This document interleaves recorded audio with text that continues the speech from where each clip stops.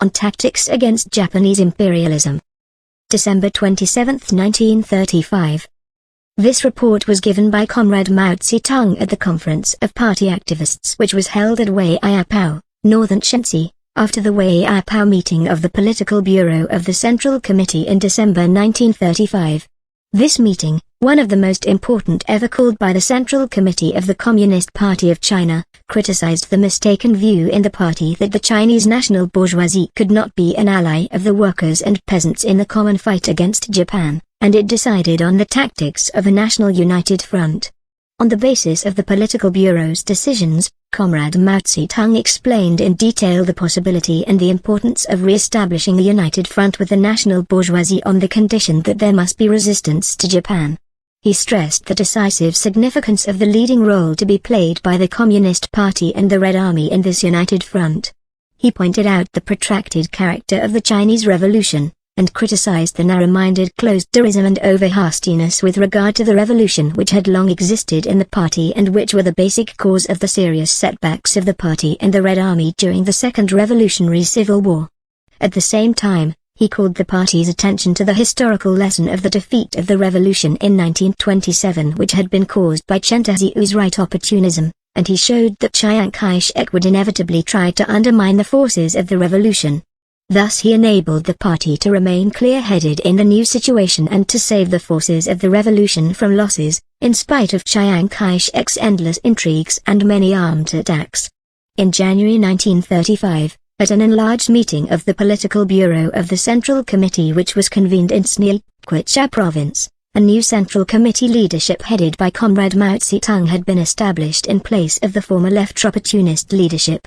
However, as that meeting took place during the Red Army's Long March, it had to confine itself to decisions on the most urgent military problems and on the organization of the Secretariat and the Revolutionary Military Commission of the Central Committee. Only when the Red Army had reached Northern Shenxi after the Long March was it possible for the Central Committee of the party to deal systematically with the various problems of tactics in the political sphere. A most comprehensive analysis of these problems is given in this report by Comrade Mao Tse-Tung. Comrades, a great change has now taken place in the political situation. Our party has defined its tasks in the light of this changed situation. What is the present situation? Its main characteristic is that Japanese imperialism wants to turn China into a colony. As we all know, for nearly 100 years China has been a semi-colonial country jointly dominated by several imperialist powers. Owing to the Chinese people's struggle against imperialism and to conflicts among the imperialist powers, China has been able to retain a semi-independent status. For a time World War I gave Japanese imperialism the opportunity of dominating China exclusively. But the treaty surrendering China to Japan, the 21 Demands, footnote 1, signed by Yuan Shishi, footnote 2, the arch-traitor of that time, was inevitably rendered null and void as a result of the Chinese people's fight against Japanese imperialism and of the intervention by other imperialist powers. In 1922 at the Washington Nine-Power Conference called by the United States, a treaty, footnote 3, was signed which once again placed China under the joint domination of several imperialist powers. But before long the situation changed again. The incident of September 18, 1931, footnote 4, began the present stage of Japan's colonization of China. As Japanese aggression was temporarily limited to the 4 northeastern provinces, footnote 5, some people felt that the Japanese imperialists would probably advance no farther. Today things are different. The Japanese imperialists have already shown their intention of penetrating south of the Great Wall and occupying all China. Now they want to convert the whole of China from a semi-colony shared by several imperialist powers into a colony monopolized by Japan. The recent Eastern Hopei incident, footnote 6, and diplomatic talks footnote 7, are clear indications of this trend of events which threatens the survival of the whole Chinese people. This faces all classes and political groups in China with the question of what to do. Resist? Surrender? Or vacillate between the two? Now let us see how the different classes in China answer this question. The workers and the peasants are all demanding resistance. The revolution of 1924-27, the agrarian revolution from 1927 to the present day, and the anti-Japanese tide since the incident of September 18, 1931, have all proved that the working class and peasantry are the most resolute forces in the Chinese Revolution. The petty bourgeoisie is also demanding resistance.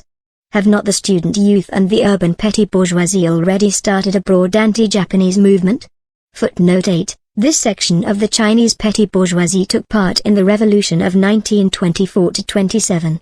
Like the peasants, they are small producers in their economic status, and their interests are irreconcilable with those of imperialism. Imperialism and the Chinese counter-revolutionary forces have done them great harm, driving many into unemployment, bankruptcy or semi-bankruptcy. Now, faced with the immediate danger of becoming slaves to a foreign nation, they have no alternative but to resist. But how do the national bourgeoisie, the comprador and landlord classes, and the Kuomintang face up to this question?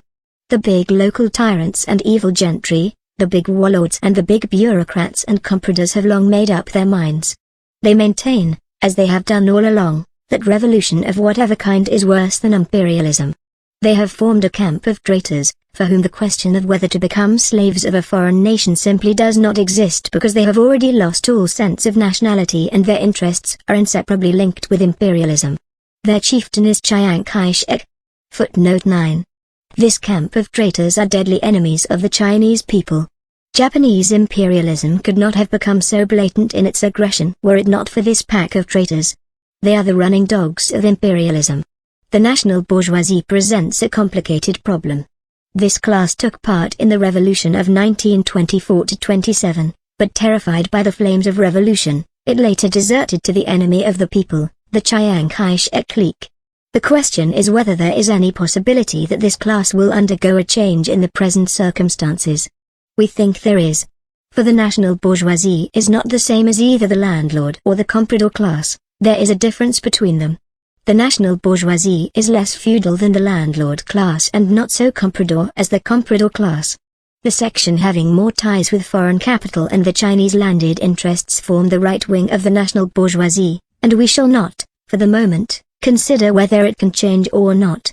The problem lies with those sections which have few or no such ties.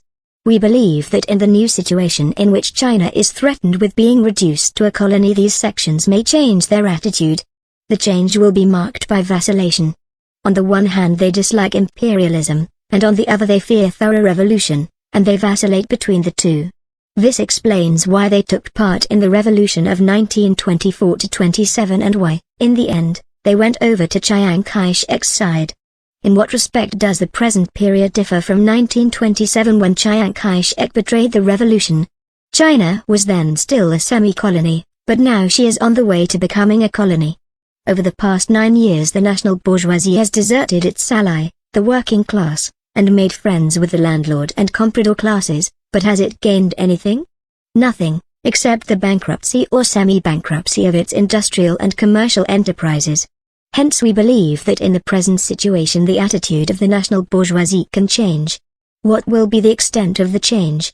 The general characteristic of the national bourgeoisie is to vacillate. But at a certain stage of the struggle, one section, the left wing, may join in, while another section may vacillate towards neutrality. Whose class interests does the 19th Route Army led by Tse-Tung, footnote 10, and others represent?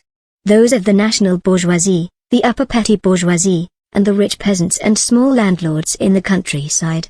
Did not Tse-Tung and his associates once fight bitterly against the Red Army?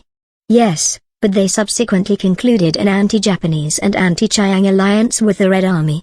In Kiangsi they had attacked the Red Army, but later in Shanghai they fought the Japanese imperialists. Later still, in Fujian they came to terms with the Red Army and turned their guns against Chiang Kai-shek. Whatever course Tse-Tung and his associates may take in the future, and despite their Fujian people's government's adherence to old practice in failing to arouse the people to struggle, it must be considered beneficial to the revolution that they turned their guns, originally trained on the Red Army, against Japanese imperialism and Chiang Kai-shek. It marked a split within the Kuomintang camp. If the circumstances following the September 18th incident could cause this group to split away, why cannot the present circumstances give rise to other splits in the Kuomintang? Those party members who hold that the whole landlord and bourgeois camp is united and permanent and will not change under any circumstances are wrong. They not only fail to appreciate the present grave situation, they have even forgotten history. Let me speak a little more about the past.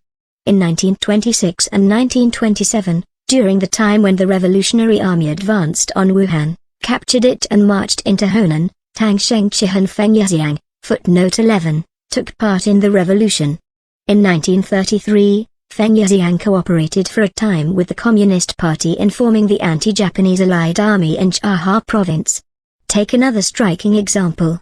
Did not the 26th Route Army, which, together with the 19th Route Army, had attacked the Red Army in Qiangzhai, stage the Ningtu Uprising, footnote 12, in December 1931 and become part of the Red Army? The leaders of the Ningtu Uprising, Zhao Posheng, Tang Chentang and others, have become steadfast comrades in the revolution. The anti-Japanese operations of Marchanshan, footnote 13, in the three northeastern provinces represented another split in the ruling class camp. All these instances indicate that splits will occur in the enemy camp when all China comes within the range of Japanese bombs, and when the struggle changes its normal pace and suddenly surges forward. Now, comrades, let us turn to another aspect of the question. Is it correct to object to our view on the ground that China's national bourgeoisie is politically and economically flabby, and to argue that it cannot possibly change its attitude in spite of the new circumstances? I think not. If weakness is the reason for its inability to change its attitude, why did the national bourgeoisie behave differently in 1924-27 when it did not merely vacillate towards the revolution but actually joined it? Can one say that the weakness of the national bourgeoisie is a new disease, and not one that accompanies it from the very womb? Can one say that the national bourgeoisie is weak today, but was not weak in 1924-27? One of the chief political and economic characteristics of a semi-colonial country is the weakness of its national bourgeoisie. That is exactly why the imperialists dare to bully them, and it follows that one of their characteristics is dislike of imperialism. Of course, so far from denying it, we fully recognize that it is the very weakness of the national bourgeoisie that may make it easy for the imperialists, landlords and compradors to entice them with the bait of some temporary advantage, hence their lack of revolutionary thoroughness. Nevertheless, it cannot be said that in the present circumstances there is no difference between the national bourgeoisie and the landlord and comprador classes. Therefore, we emphatically assert that when the national crisis reaches a crucial point, splits will occur in the Kuomintang camp. Such splits have revealed themselves in the vacillation of the national bourgeoisie and the emergence of such anti-Japanese figures as Feng Yixiang, Tsai Ing-kai and Ma Chanshan, who have become popular for a time. Basically, these splits are unfavorable to the counter-revolution and favorable to the revolution. Their possibility is increased by China's uneven political and economic development, and the consequent uneven development of the revolution. Comrades, so much for the positive side of the question. Now let me take up the negative side, namely, the fact that certain elements among the national bourgeoisie are often past masters at deceiving the people. Why? Because apart from the genuine supporters of the people's revolutionary cause, this class includes many who temporarily appear as revolutionaries or semi-revolutionaries, and who thus acquire a deceptive status which makes it difficult for the people to see through their lack of revolutionary thoroughness and their false trappings.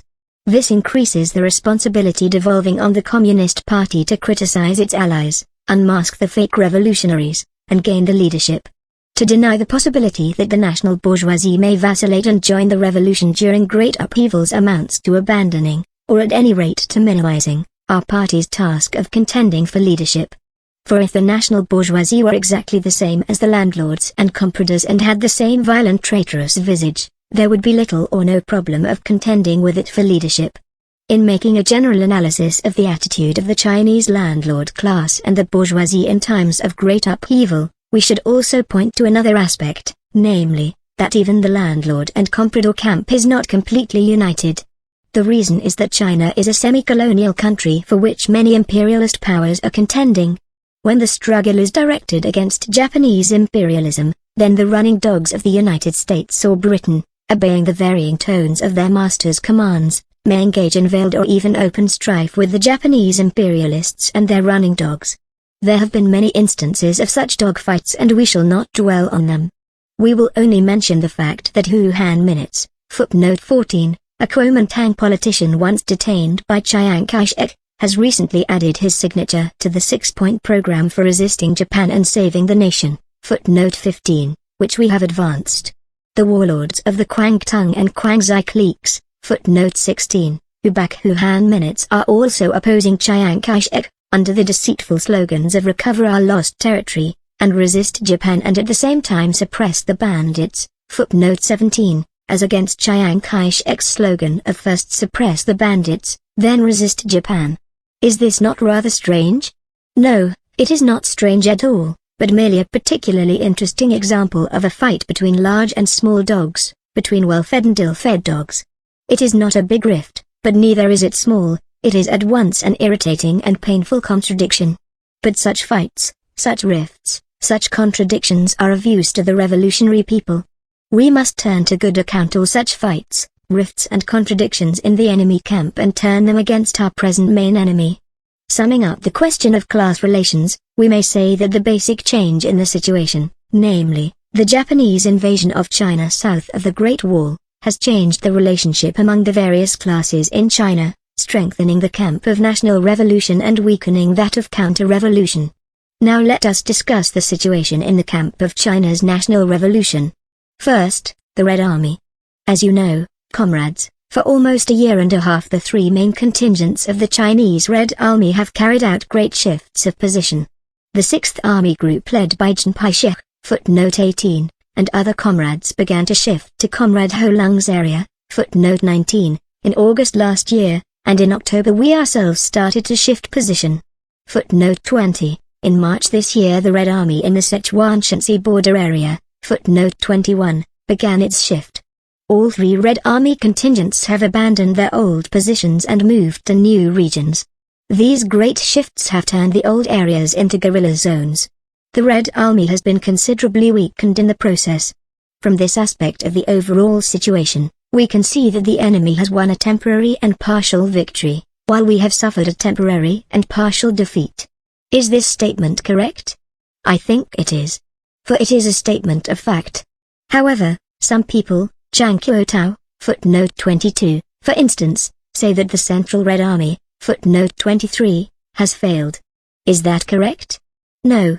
For it is not a statement of fact. In approaching a problem a Marxist should see the whole as well as the parts. A frog in a well says, the sky is no bigger than the mouth of the well.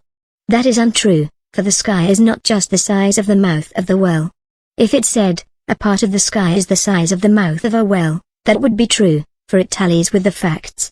What we say is that in one respect the Red Army has failed, that is, failed to maintain its original positions, but in another respect it has won a victory, that is, in executing the plan of the Long March. In one respect the enemy won a victory, that is, in occupying our original positions, but in another respect he has failed, that is, failed to execute his plan of encirclement and suppression and of pursuit and suppression. That is the only appropriate formulation, for we have completed the Long March. Speaking of the Long March, one may ask, what is its significance? We answer that the Long March is the first of its kind in the annals of history, that it is a manifesto, a propaganda force, a seeding machine.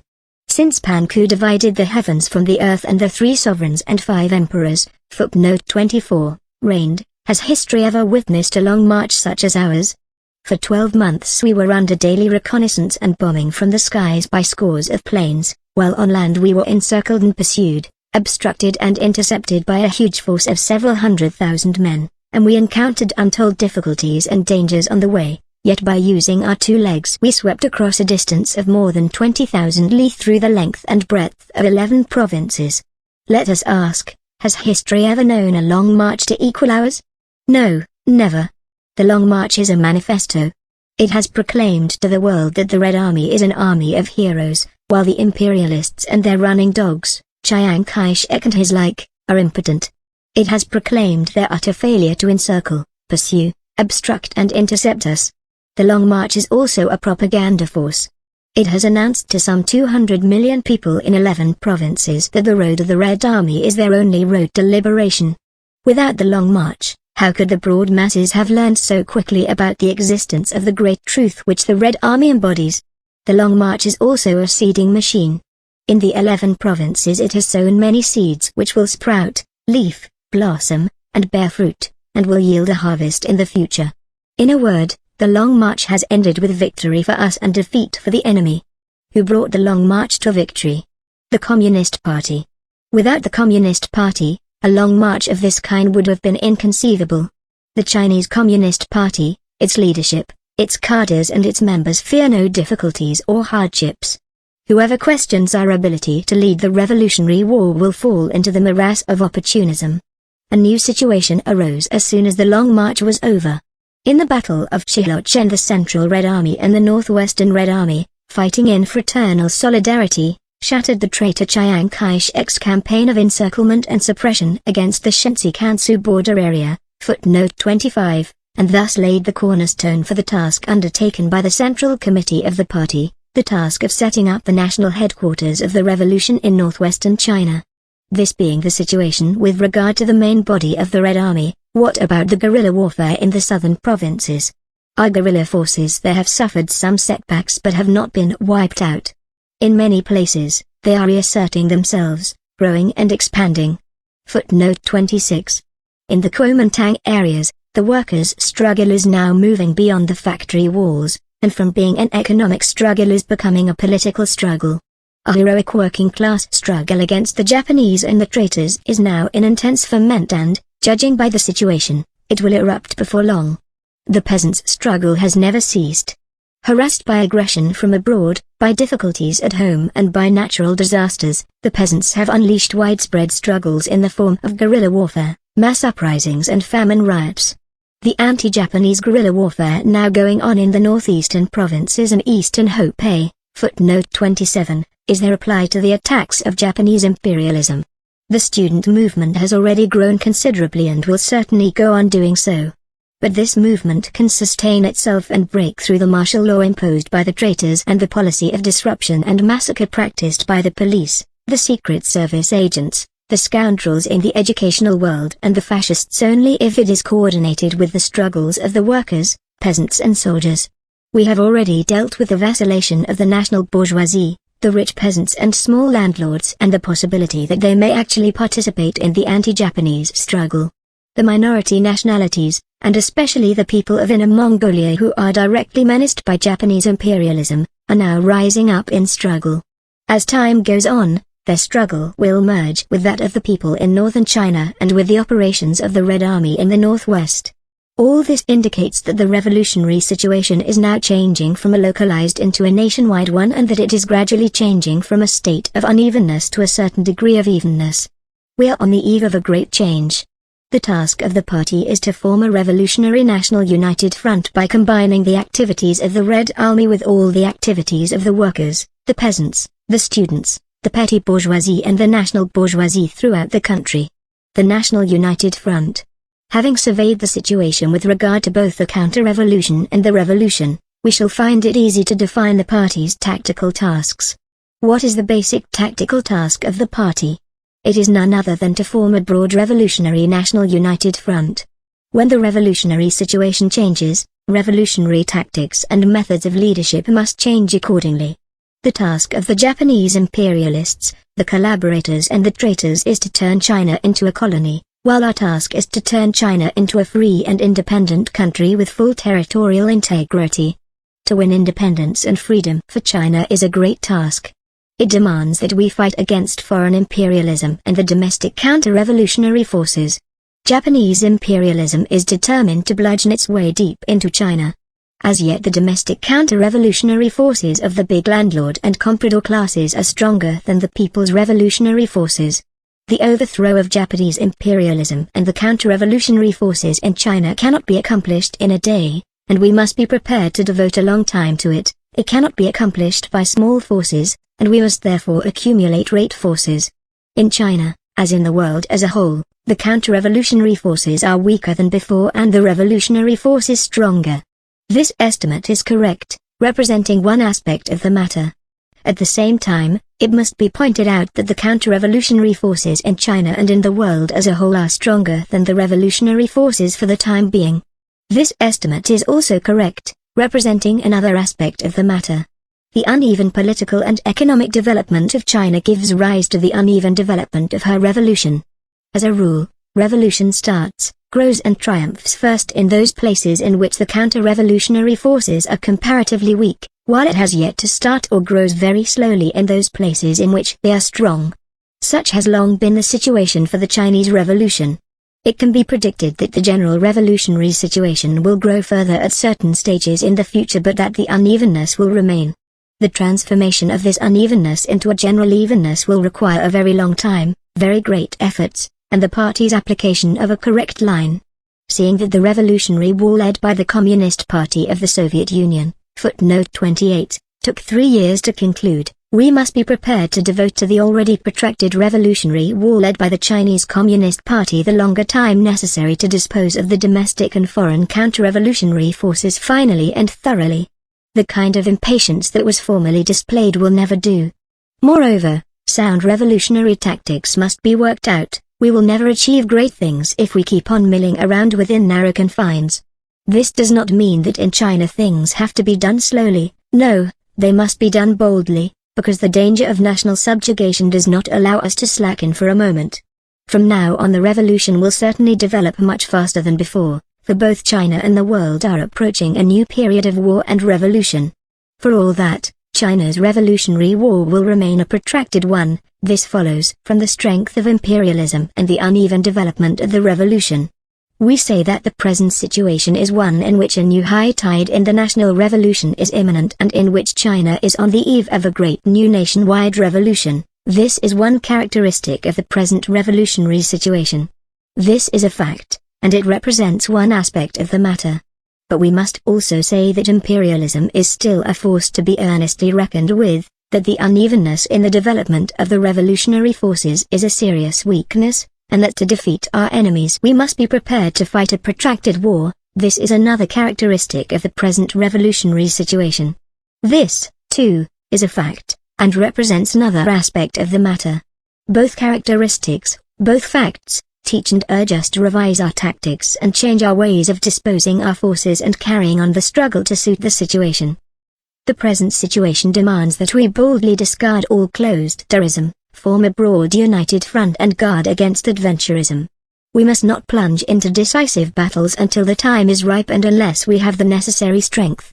Here I shall not discuss the relation of adventurism to closed-doorism, or the possible dangers of adventurism as events unfold on a larger scale, that can be left for later. For the moment I shall confine myself to explaining that united front tactics and closed-door tactics are diametrically opposed. The former requires the recruiting of large forces for the purpose of surrounding and annihilating the enemy. The latter means fighting single-handed in desperate combat against a formidable enemy. The advocates of united front tactics say, if we are to make a proper estimate of the possibility of forming a broad revolutionary national united front, a proper estimate must be made of the changes that may occur in the alignment of revolutionary and counter-revolutionary forces in China resulting from the attempt of Japanese imperialism to turn China into a colony. Without a proper estimate of the strong and weak points of the Japanese and Chinese counter-revolutionary forces and of the Chinese revolutionary forces, we shall be unable fully to understand the necessity of organizing a broad revolutionary national united front, or to take firm measures to break down closed-doorism, or to use the united front as a means of organizing and rallying millions of people and all the armies that are potentially friendly to the revolution for the purpose of advancing to strike at our main target, namely, Japanese imperialism and its running dogs, the Chinese traitors, or to use this tactical weapon of ours to strike at the main target before us, but instead we shall aim at a variety of targets so that our bullets will hit not the principal enemy but our lesser enemies or even our allies. This would mean failure to single out the principal enemy and waste of ammunition. It would mean inability to close in and isolate him. It would mean inability to draw to our side all those in the enemy camp and on the enemy front who have joined them under compulsion, and those who were our enemies yesterday but may become our friends today. It would in fact mean helping the enemy, holding back, isolating and constricting the revolution, and bringing it to a low ebb and even to defeat. The advocates of closed-door tactics say the above arguments are all wrong. The forces of the revolution must be pure, absolutely pure, and the road of the revolution must be straight, absolutely straight. Nothing is correct except what is literally recorded in Holy Writ. The national bourgeoisie is entirely and eternally counter-revolutionary. Not an inch must be conceded to the rich peasants. The yellow trade unions must be fought tooth and nail. If we shake hands with Tse-Tung, we must call him a counter-revolutionary at the same moment. Was there ever a cat that did not love fish, or a warlord who was not a counter-revolutionary? Intellectuals are three-day revolutionaries whom it is dangerous to recruit. It follows therefore that closed-doorism is the sole wonder-working magic, while the United Front is an opportunist tactic. Comrades, which is right, the United Front or closed-doorism? Which indeed is approved by Marxism-Leninism? I answer without the slightest hesitation, the United Front and not closed-doorism. 3-year-olds have many ideas which are right, but they cannot be entrusted with serious national or world affairs because they do not understand them yet. Marxism-Leninism is opposed to the infantile disorder found in the revolutionary ranks.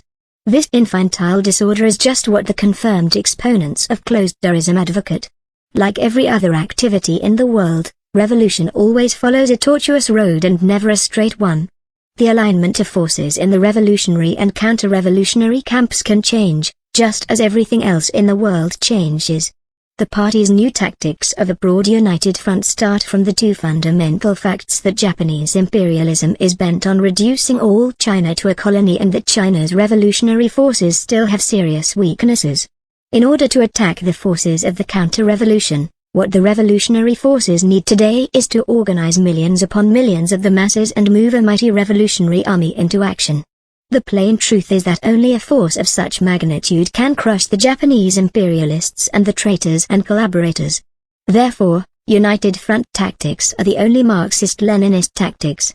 The tactics of closed-doorism are, on the contrary, the tactics of the regal isolationist.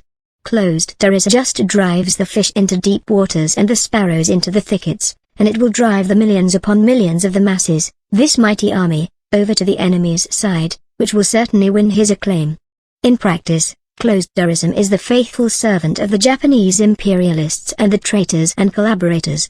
Its adherents talk of the pure and the straight will be condemned by Marxist-Leninists and commended by the Japanese imperialists.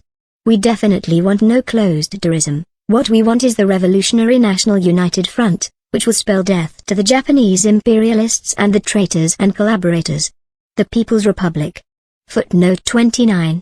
If our government has hitherto been based on the alliance of the workers, the peasants and the urban petty bourgeoisie, from now on it must be so transformed as to include also the members of all other classes who are willing to take part in the national revolution.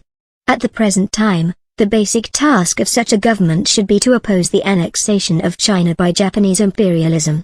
It will have a broader representation so that it may include those who are interested only in the national revolution and not in the agrarian revolution, and even, if they so desire, those who may oppose Japanese imperialism and its running dogs, though they are not opposed to the European and US imperialists because of their close ties with the latter. Therefore, as a matter of principle, the program of such a government should be in keeping with the basic task of fighting Japanese imperialism and its lackeys, and we should modify our past policies accordingly. The special feature on the revolutionary side at present is the existence of a well-steeled Communist Party and Red Army. This is of crucial importance. Great difficulties would arise if they did not exist. Why?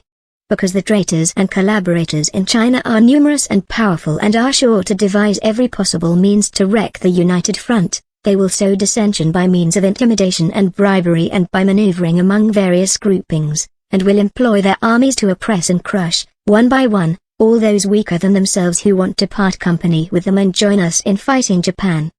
All this would hardly be avoidable if the anti-Japanese government and army were to lack this vital factor, that is, the Communist Party and the Red Army. The revolution failed in 1927 chiefly because, with the opportunist line then prevailing in the Communist Party, no effort was made to expand our own ranks, the workers' and peasants' movement and the armed forces led by the Communist Party, and exclusive reliance was placed on a temporary ally, the Kuomintang. The result was that when imperialism ordered its lackeys, the landlord and comprador classes, to spread their numerous tentacles and draw over first Chiang Kai-shek and then Wang Qingwei, the revolution suffered defeat.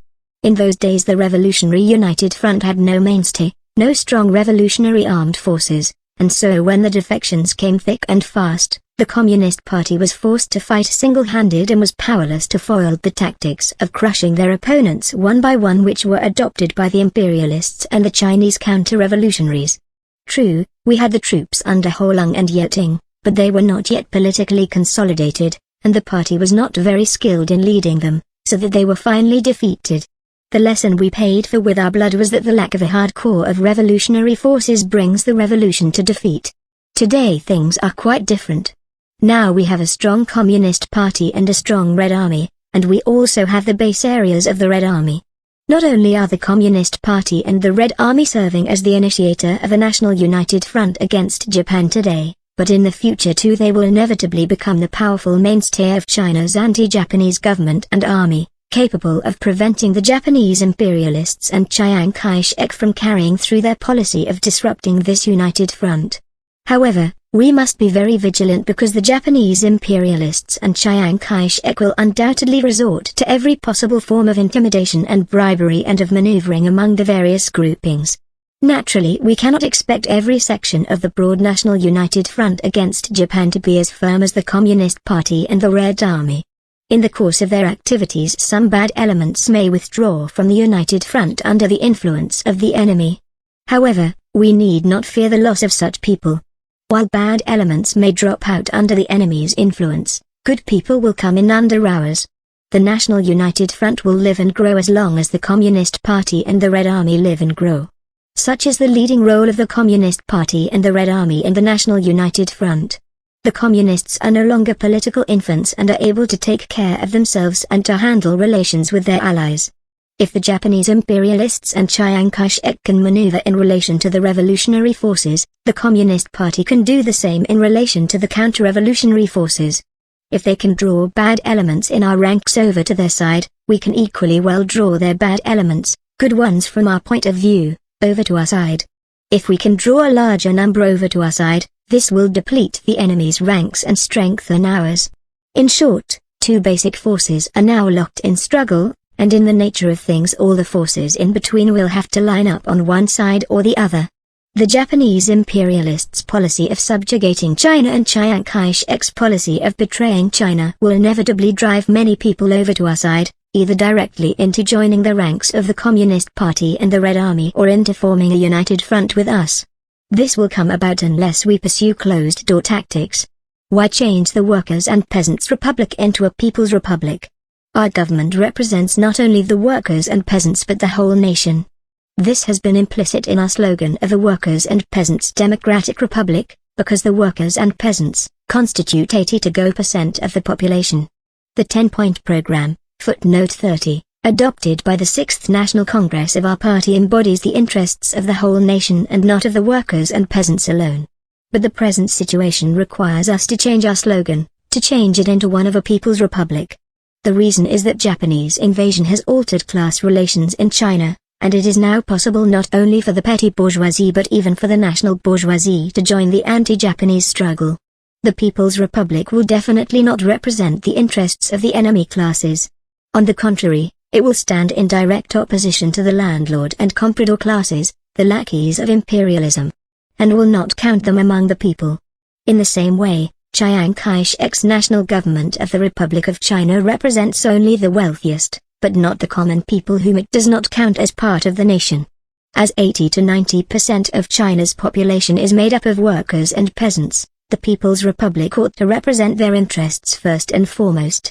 However, by throwing off imperialist oppression to make China free and independent and by throwing off landlord oppression to free China from semi-feudalism, the People's Republic will benefit not only the workers and peasants but other sections of the people too.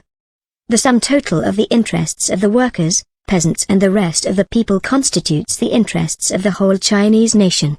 The comprador and the landlord classes also live on Chinese soil, but as they have no regard for the national interests, their interests clash with those of the majority.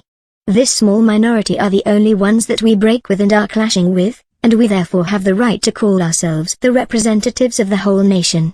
There is, of course, a dash of interests between the working class and the national bourgeoisie. We shall not be able to extend the national revolution successfully unless the working class, the vanguard of the national revolution, is accorded political and economic rights and is enabled to direct its strength against imperialism and its running dogs, the traitors. However, if the national bourgeoisie joins the anti-imperialist united front, the working class and the national bourgeoisie will have interests in common. In the period of the bourgeois democratic revolution, the People's Republic will not expropriate private property other than imperialist and feudal private property, and so far from confiscating the national bourgeoisie's industrial and commercial enterprises, it will encourage their development. We shall protect every national capitalist who does not support the imperialists or the Chinese traitors. In the stage of democratic revolution there are limits to the struggle between labor and capital. The labor laws of the People's Republic will protect the interests of the workers, but will not prevent the national bourgeoisie from making profits or developing their industrial and commercial enterprises, because such development is bad for imperialism and good for the Chinese people. Thus it is clear that the People's Republic will represent the interests of all strata opposed to imperialism and the feudal forces. The government of the People's Republic will be based primarily on the workers and peasants, but will also include representatives of the other classes which are opposed to imperialism and the feudal forces. But is it not dangerous to let the representatives of such classes join the government of the People's Republic? No. The workers and peasants are the basic masses of the Republic. In giving the urban petty bourgeoisie, the intellectuals and other sections of the population who support the anti-imperialist and anti-feudal program the right to have a voice in the government of the People's Republic and to work in it, the right to vote and stand for election, we must not allow the interests of the workers and peasants, the basic masses, to be violated. The essential part of our program must be the protection of their interests. With their representatives comprising the majority in this government and with the Communist Party exercising leadership and working within it, there is a guarantee that the participation of other classes will present no danger. It is perfectly obvious that the Chinese Revolution at the present stage is still a bourgeois democratic and not a proletarian socialist revolution in nature. Only the counter-revolutionary Trotskyites, footnote 31, talk such nonsense as that China has already completed her bourgeois democratic revolution and that any further revolution can only be socialist. The revolution of 1924-7 was a bourgeois democratic revolution, which was not carried to completion but failed. The agrarian revolution which we have led since 1927 is also a bourgeois democratic revolution, because it is directed not against capitalism, but against imperialism and feudalism. This will remain true of our revolution for quite a long time to come. Basically, the workers, the peasants and the urban petty bourgeoisie are still the motive forces of the revolution, but now there may be the national bourgeoisie as well. The change in the revolution will come later. In the future the democratic revolution will inevitably be transformed into a socialist revolution. As to when the transition will take place, that will depend on the presence of the necessary conditions, and it may take quite a long time. We should not hold forth about transition until all the necessary political and economic conditions are present and until it is advantageous and not detrimental to the overwhelming majority of the people throughout China. It is wrong to have any doubts on this matter and expect the transition to take place soon, as some of our comrades did when they maintained that the transition in the revolution would begin the moment the democratic revolution began to triumph in key provinces. They did so because they failed to understand what kind of country China is politically and economically and to realize that, compared with Russia, China will find it more difficult, and require much more time and effort, to complete her democratic revolution politically and economically. International support. Finally, a word is necessary about the relation between the Chinese and the world revolution. Ever since the monster of imperialism came into being, the affairs of the world have become so closely interwoven that it is impossible to separate them.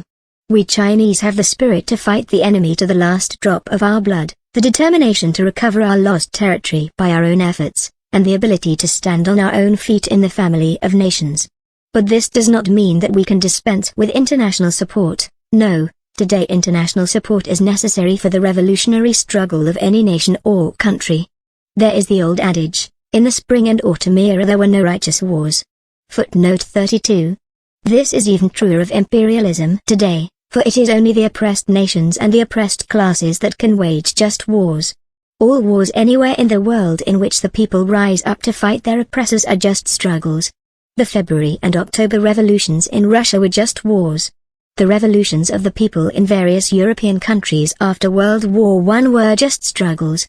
In China, the Anti-Opium War, footnote 33, the War of the Tping Heavenly Kingdom, footnote 34, the Yihotuan War, footnote 35, the Revolutionary War of 1911, footnote 36, the Northern Expedition of 1926-27, the Agrarian Revolutionary War from 1927 to the present, and the present resistance to Japan and punitive actions against traitors, these are all just wars. Now, in the mounting tide of nationwide struggle against Japan and of worldwide struggle against fascism, just wars will spread all over China and the globe.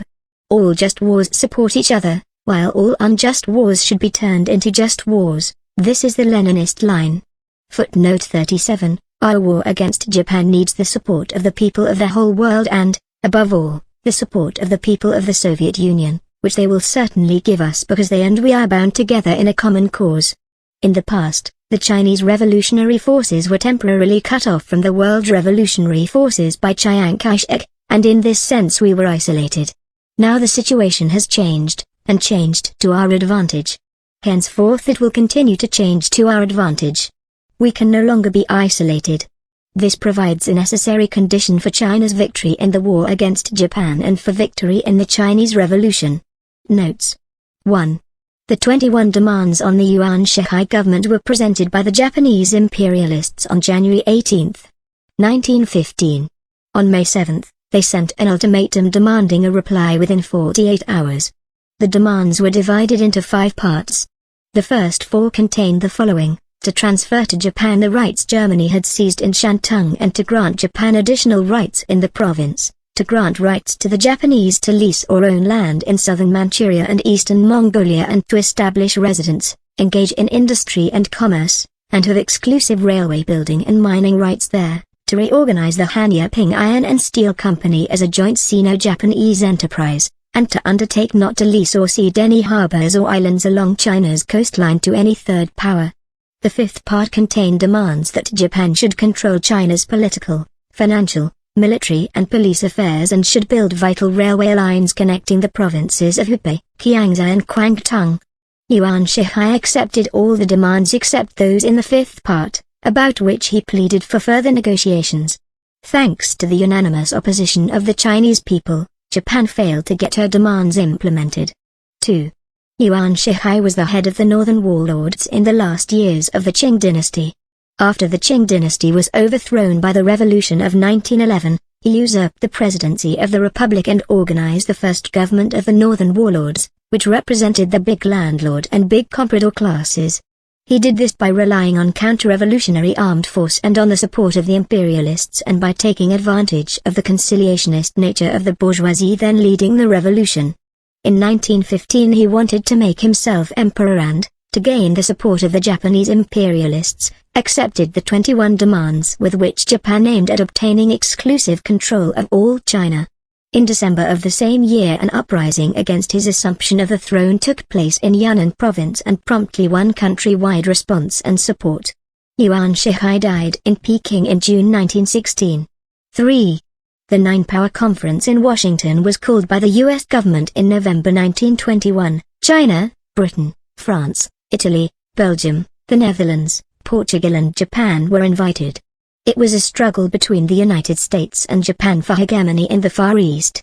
On February 6, 1922, a nine-power treaty was concluded on the basis of the principle, advanced by the United States, of the open door or equal opportunities for all nations in China.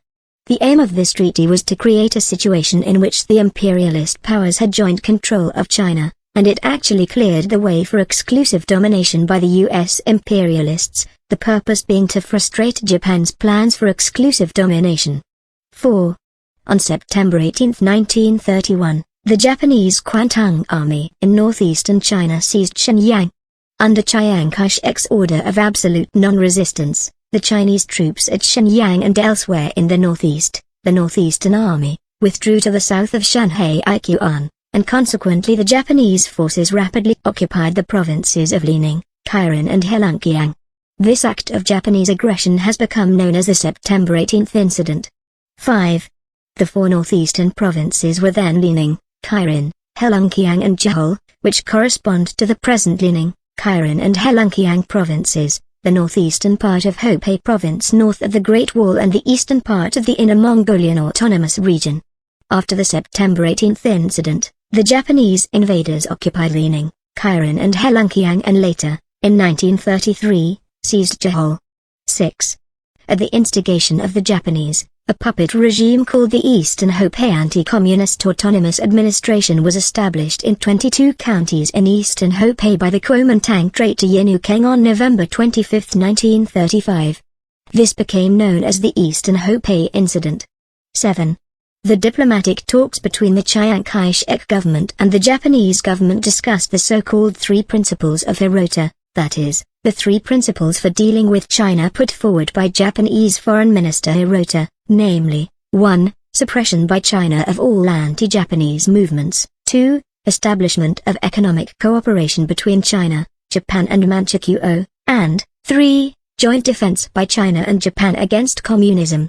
On January 21, 1936, Hirota told the Diet that the Chinese government has accepted the three principles proposed by the empire. 8.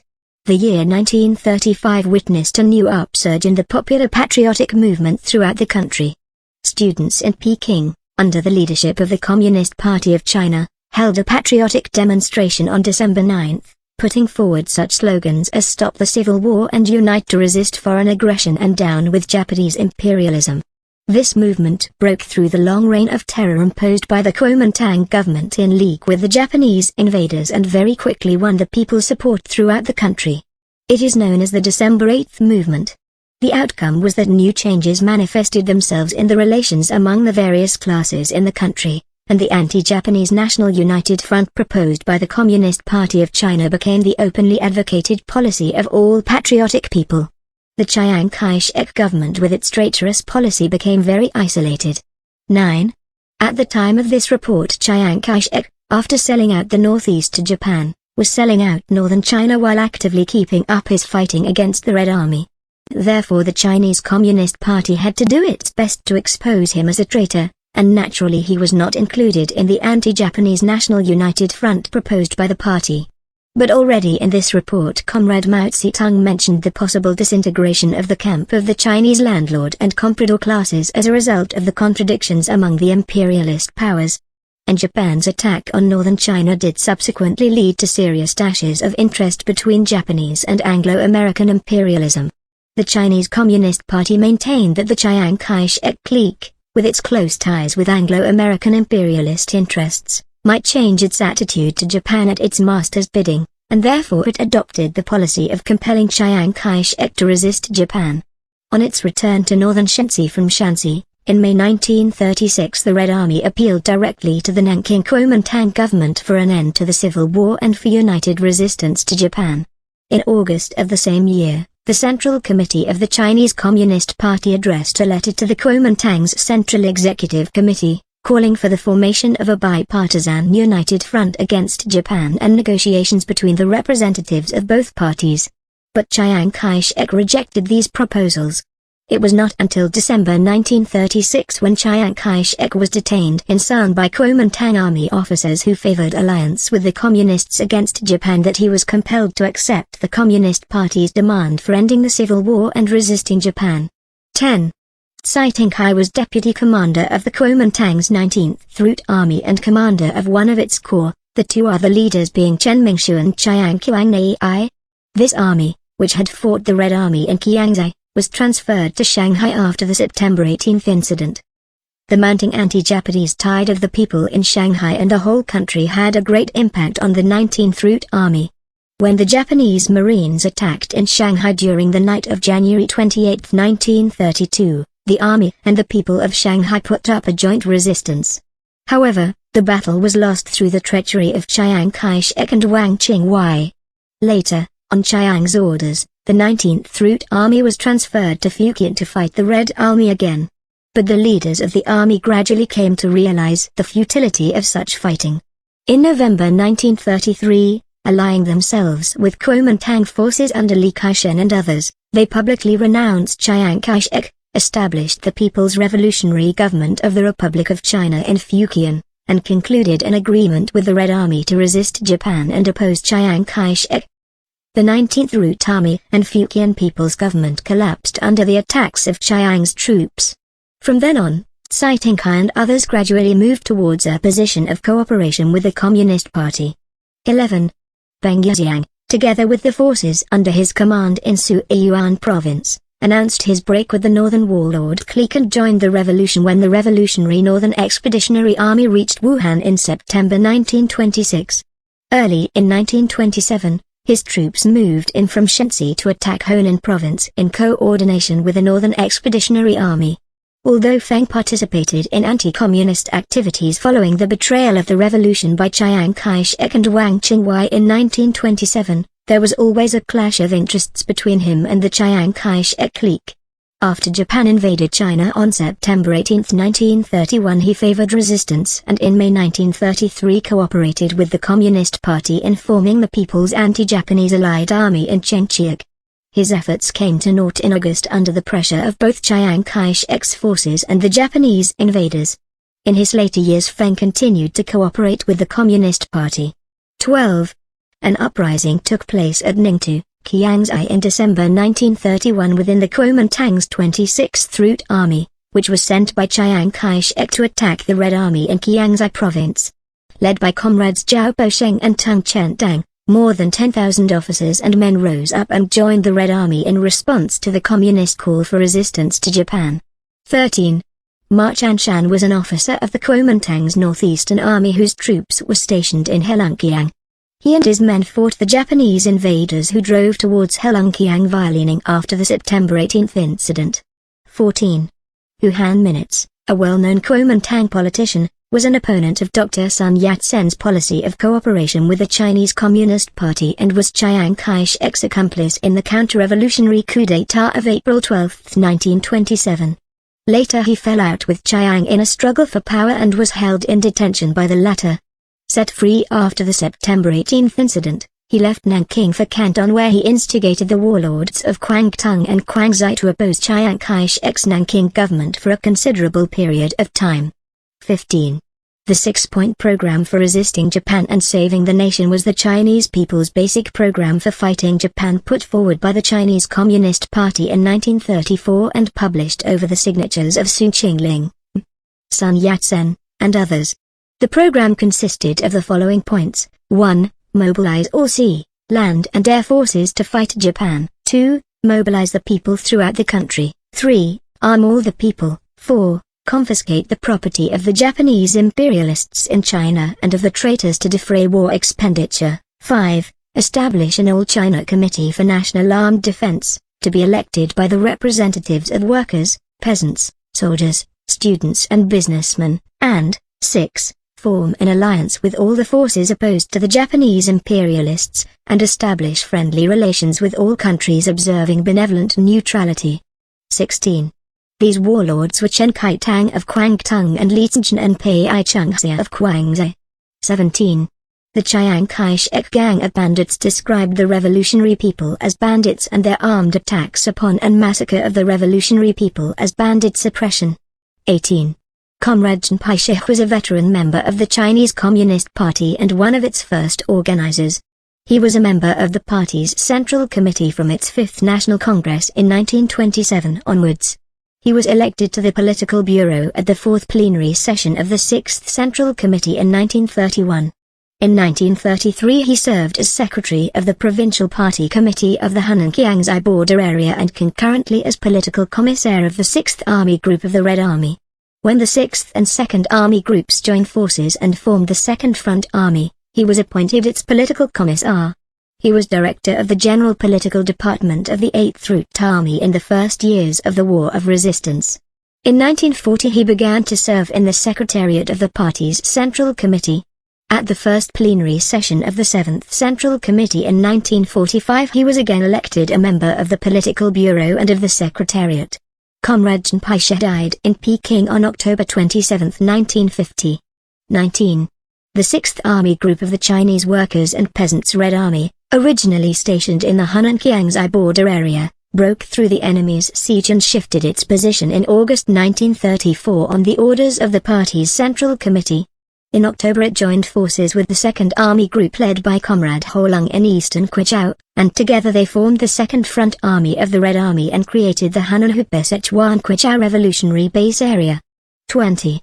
In October 1934 the 1st, 3rd and 5th Army Groups of the Chinese Workers' and Peasants' Red Army, that is, the 1st Front Army of the Red Army, also known as the Central Red Army, set out from Chengting and Ningwa in western Fujian and from Jiuquan, Yutu and other places in southern Kiangsi and started a major strategic movement.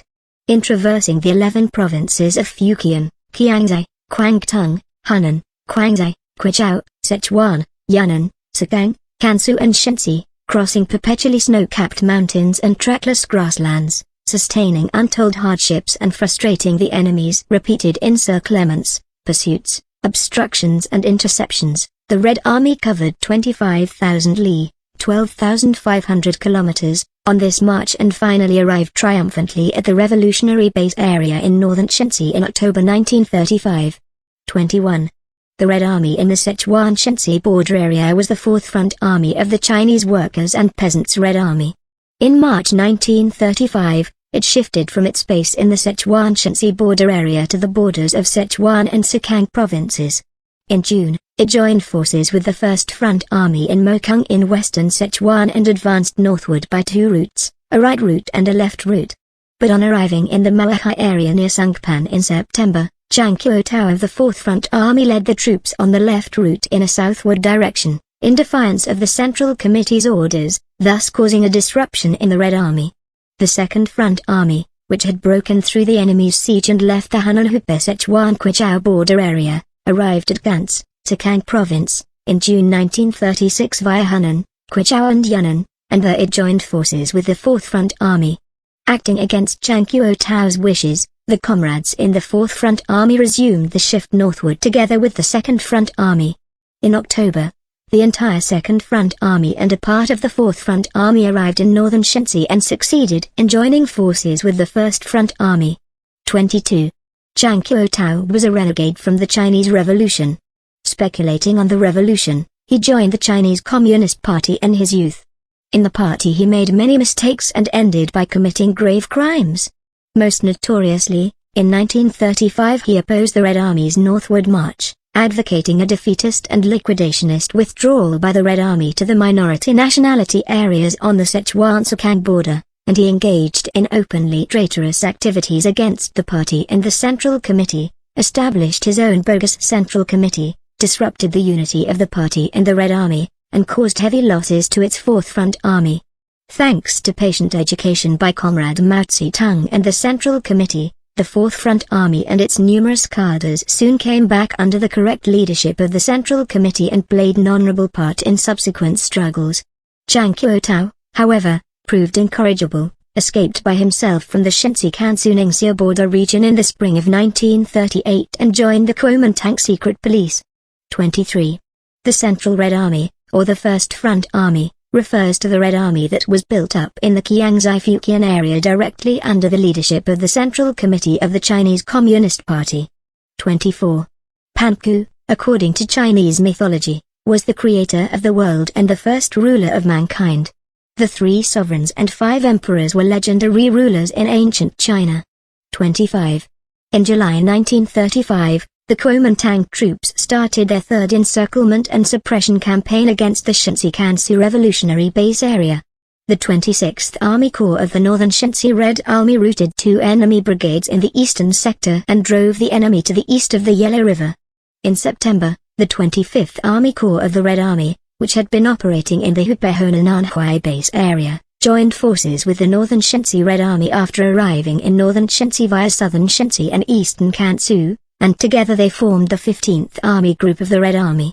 In the Kanquan-Lushan campaign, this army group wiped out most of the enemy 110th Division, killed its divisional commander and in a subsequent action destroyed 4 battalions of the enemy's 107th Division at Yulanqiao, Kanquan County. The enemy organized new attacks and put Tung Yingpin, an Army Corps commander of the Northeastern Army, in command of 5 divisions, which mounted an attack along 2 routes. The division on the east route drove northward by way of Lushuan and Fuxian, and the other 4 divisions on the west route drove along the Hulu River towards Fuxian northern Shenxi, via Qingyang and Hoshui in Kansu. By October, the Central Red Army reached northern Shenxi. In the following month the Central Red Army and the 15th Army Group jointly wiped out the enemy's 109th Division in Chilochen, southwest of Fujian, and eliminated one regiment of the enemy's 106th Division at Haishuiz in the course of pursuit. Thus the enemy's third encirclement and suppression campaign against the Shenxi-Kansu border area was completely smashed. 26. When the main forces of the Red Army in southern China shifted position during 1934–35, they left behind some units to operate as guerrillas.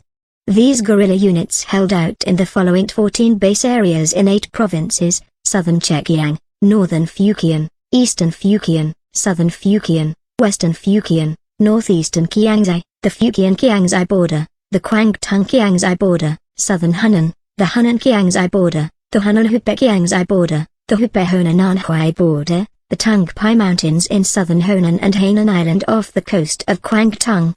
27. After the Japanese imperialists occupied the northeast in 1931, the Chinese Communist Party called upon the people to put up armed resistance. It organized anti-Japanese guerrilla units, formed the Northeastern People's Revolutionary Army and rendered assistance to various volunteer forces fighting the enemy. In 1934, under the leadership of the party, all these forces were reorganized into the single Northeast Anti-Japanese United Army, with the outstanding communist Yang Qingyu as commander-in-chief. This army kept up anti-Japanese guerrilla war in the Northeast for a long time. The anti-Japanese guerrilla war in eastern Hubei refers to the peasant uprising against Japan there in May 1935. 28. The Revolutionary War led by the Communist Party of the Soviet Union refers to the fighting from 1918 to 1920 in which the Soviet people beat off armed intervention by Britain, the United States, France, Japan, Poland, etc., and suppressed the White Guard Rebellion. 29. The political power and the policies of a People's Republic, as here enunciated by Comrade Mao Tse-Tung, were made a reality in the people's liberated areas under the leadership of the Communist Party during the War of Resistance. That was why the party was able to lead the people behind the enemy lines in waging a victorious war against the Japanese invaders. After Japan's surrender, the Third Revolutionary Civil War broke out. As the war went on, the area liberated by the people gradually extended to the whole of China, and in this way the Unified People's Republic of China was born. Thus Comrade Mao Tse-Tung's ideal of a People's Republic was eventually realized throughout the country. 30. The Sixth National Congress of the Communist Party of China held in July 1928 adopted the following 10-point program: 1. Overthrow imperialist rule. 2. Confiscate foreign capitalist enterprises and banks. 3. Unify China and recognize the right of the nationalities to self-determination. 4. Overthrow the Kuomintang warlord government. 5. Establish a government of councils of workers, peasants and soldiers. 6. Institute the 8-hour day, increase wages, and establish unemployment relief and social insurance. 7. Confiscate the land of all landlords and distribute the land among the peasants.